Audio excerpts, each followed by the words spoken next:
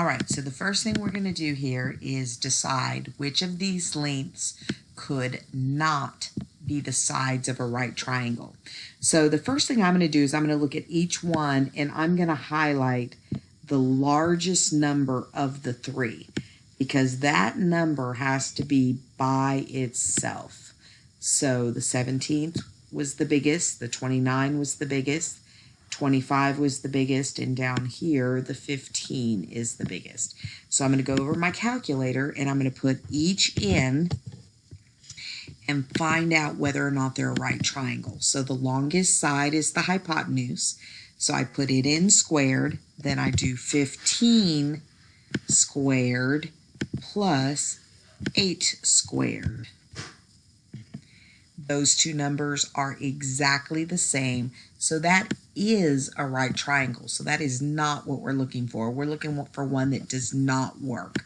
Okay, so let's go back again. The largest number has to be by itself and squared. Then the two legs have to be squared and added together. Okay, so we're going to take 20 squared. Those two numbers are also the same, so this is a right triangle. That's not what we're looking for. This one, the biggest number is a 25, so let's do the 25 squared. Go to the next line, and we're going to square each of the legs, the 7 and the 24, and we're going to add them together and see if those are the same numbers. Those are also the same numbers, and just because I want to make sure I'm right, let's try this last one. We're going to make sure that we have 15, which is the hypotenuse, the longest number squared.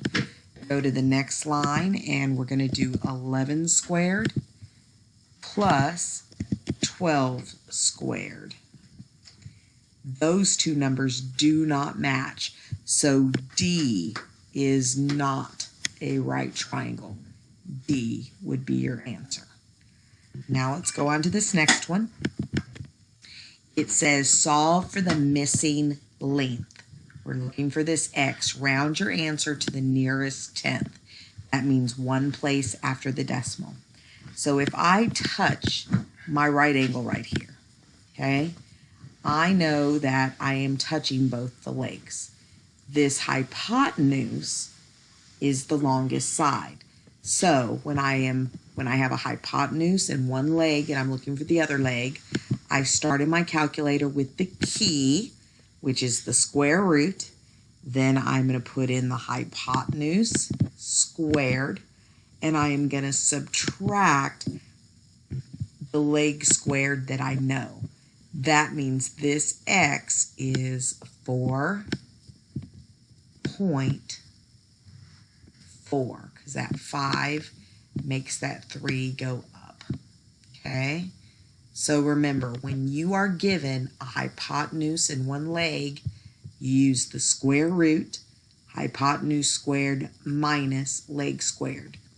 If you're given both legs, then you use the square root and you do leg squared plus leg squared to find the hypotenuse.